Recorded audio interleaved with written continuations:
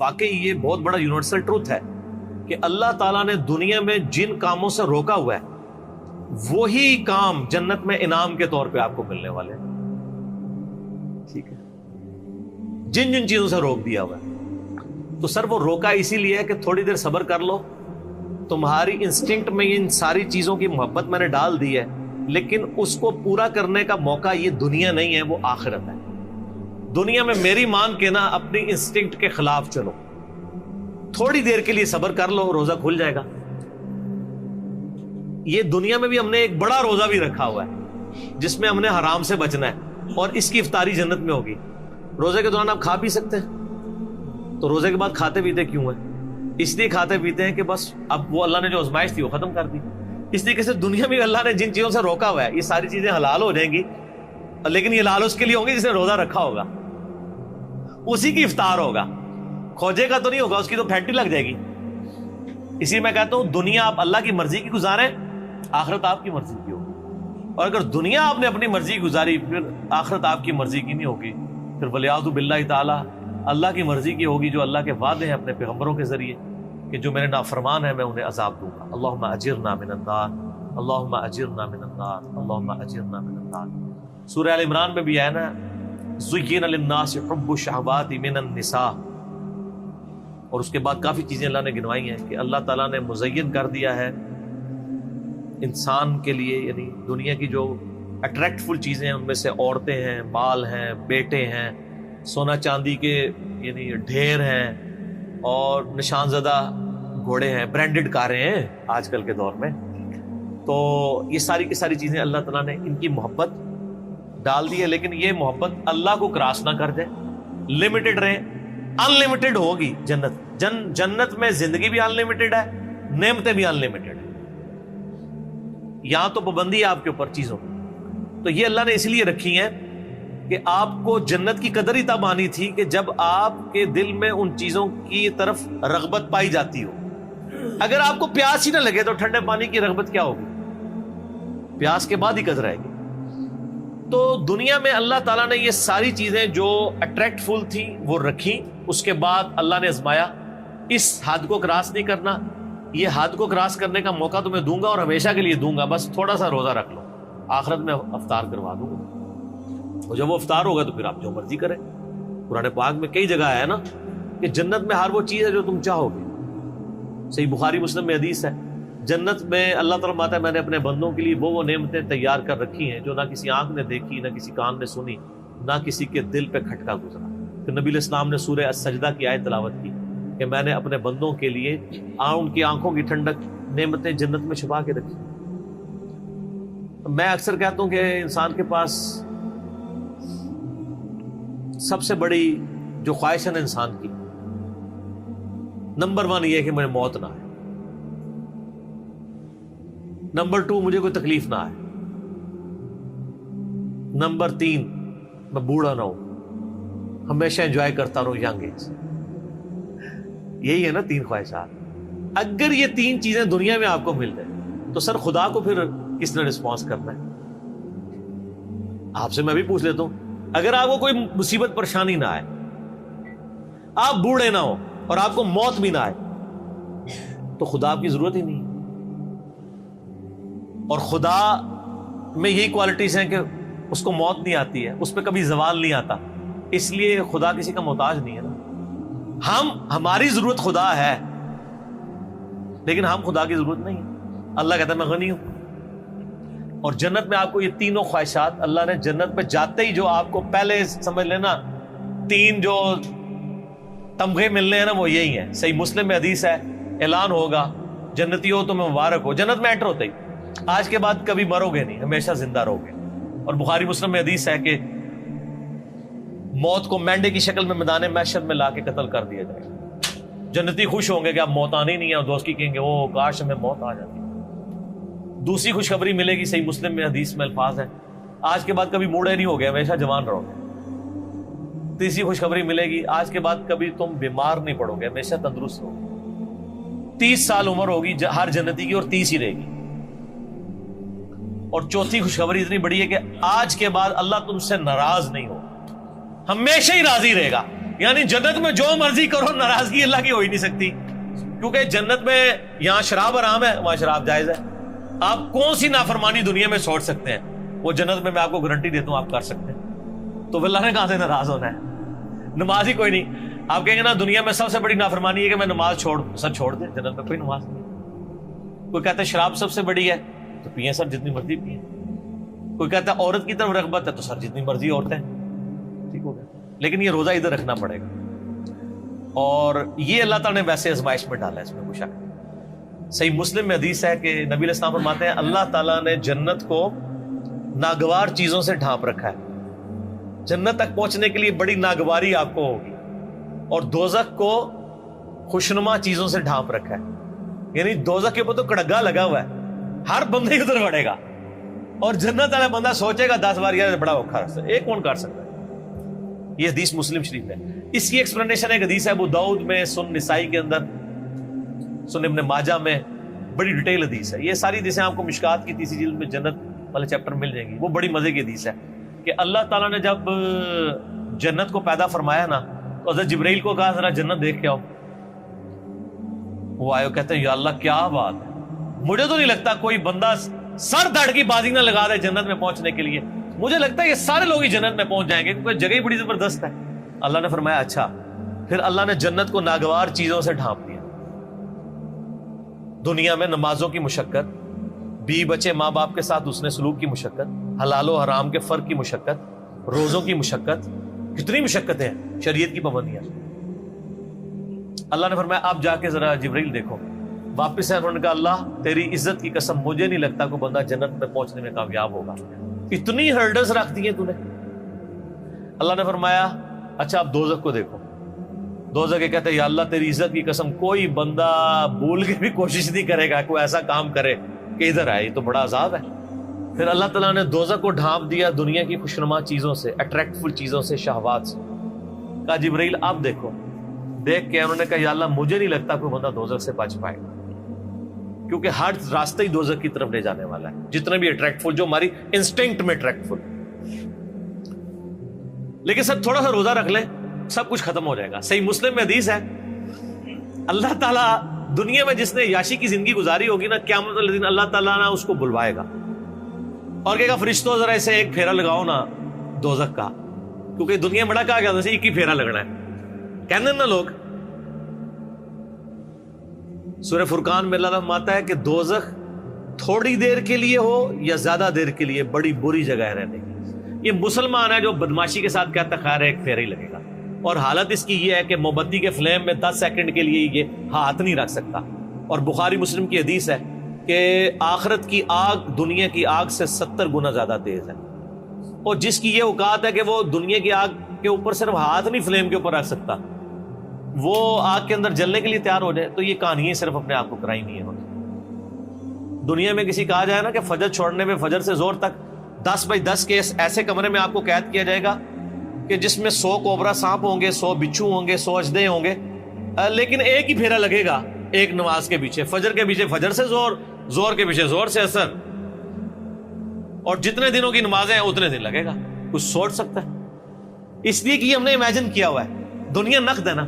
آخر میں کہتے خیر ہو یار اینڈ تے چھاڑ ہی دے گا نا، کہانی ایڈا سوکھا کام نہیں ہے. اچھا وہ مسلم شریف کے الفاظ ہیں، اللہ تعالیٰ کہا ذرا اس کو لگاؤ نا دوزخ کا ایک پھیرا جس نے دنیا میں بڑی یاشی کی ہے.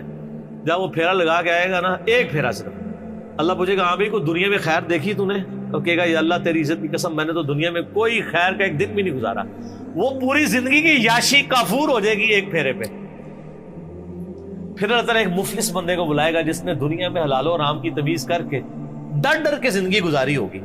اللہ فرمائے گا فرشتوں ذرا اس کا حساب کتاب تو بعد میں کرتے ہیں، ذرا جنت کا ایک پھیرا لگاؤ.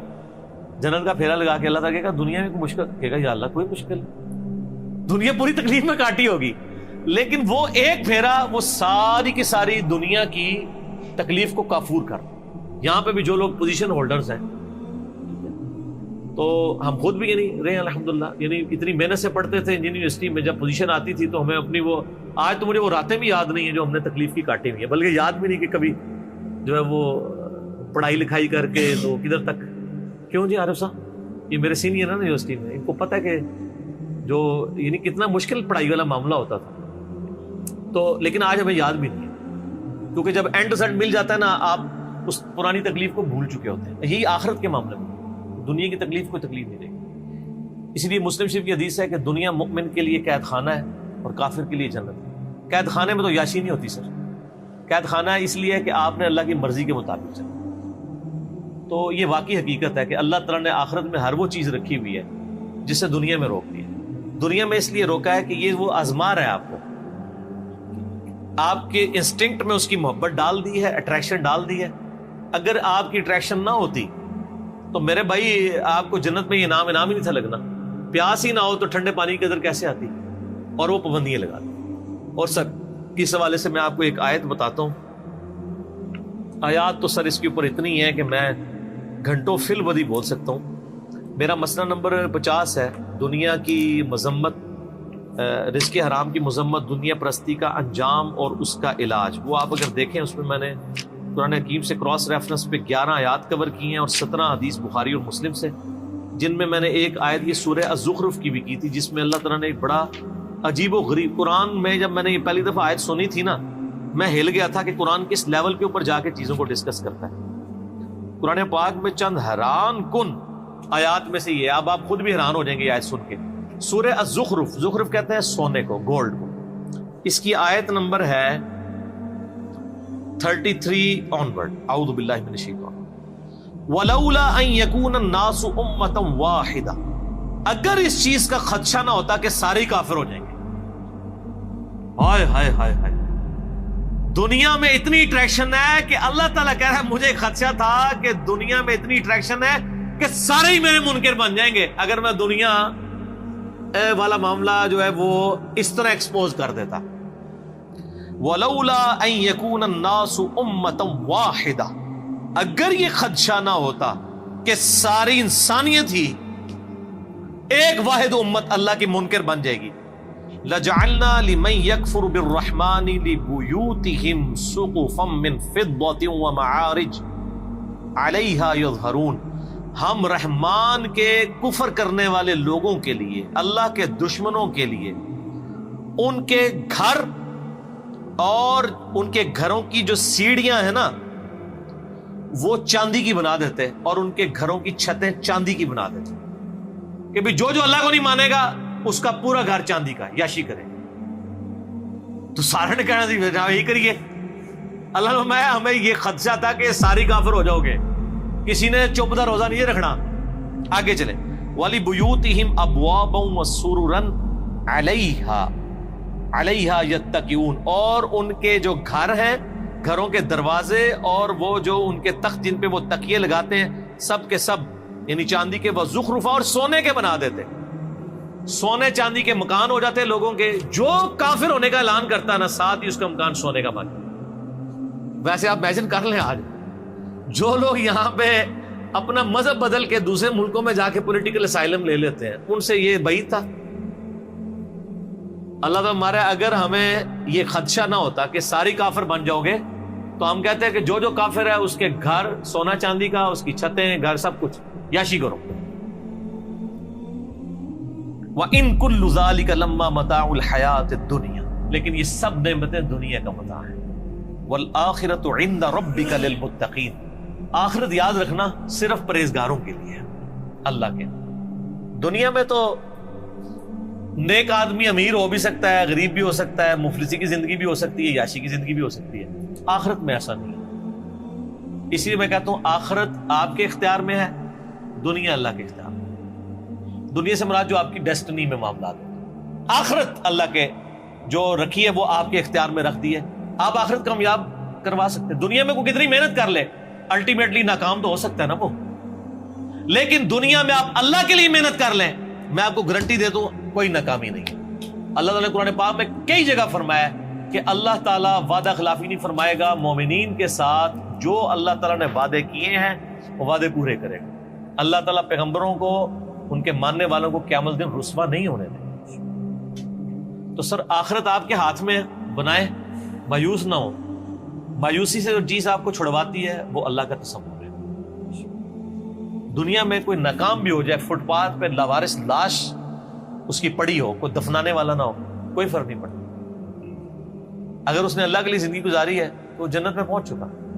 اور دنیا میں کسی کے لیے بہت مہنگا مقبرہ بنا دیا جائے، اس میں ایئر کنڈیشن بھی کوئی لگوا دے، اس کے لاش میں تعفن ہونے سے نہیں اس کو روک سکتا. لاش بھی کوئی تعفن ہونے سے روک بھی لے، اس پہ جو عذاب جو آپ کو نظر نہیں آ رہا وہ کوئی ٹال نہیں سکتا. تو آخرت آپ اپنی مرضی کی کر سکتے ہیں اگر دنیا آپ اللہ کی مرضی کی گزاریں. لیکن اگر آپ نے دنیا اپنی مرضی کی گزاری سر پھر ولیعوذ باللہ تعالی اتنا سخت معاملہ ہونے والا ہے. میں اس پہ آپ کو ریکمینڈ کروں گا، میرا ایک لیکچر ہے مسئلہ نمبر 196، میری زندگی کا اہم ترین لیکچر میں سے. کاش میں دنیا میں واپس جا سکتا. ایک دفعہ وہ لیکچر دیکھ لیجیے گا. قرآن پاک کی کئی آیات میں نے اس میں کراس ریفرنس کے طور پہ کور کی. کاش میں دنیا میں واپس جا سکتا. یہ قرآن کی آیات ہے کہ دوست کی جب دوزخ میں پہنچے گا نا تو کہے گا کاش ایک موقع مجھے مل جائے کہ میں دنیا میں واپس جا. زندگی ایسا خطرناک جوا ہے کہ اس سے بڑا خطرناک جوا کوئی نہیں ہے. دنیا میں آپ کو جوا ہار بھی جائیں، یعنی میں اس دوسرے معنوں میں کہہ رہا ہوں جائز نہیں ہے، تو جیتنے کے پھر بھی چانسز ہیں. زندگی کی بازی جو ہار گیا نا، وہ ادھر تو نہ سپلی ہے نہ آپ دوبارہ پیپر دے سکتے ہیں.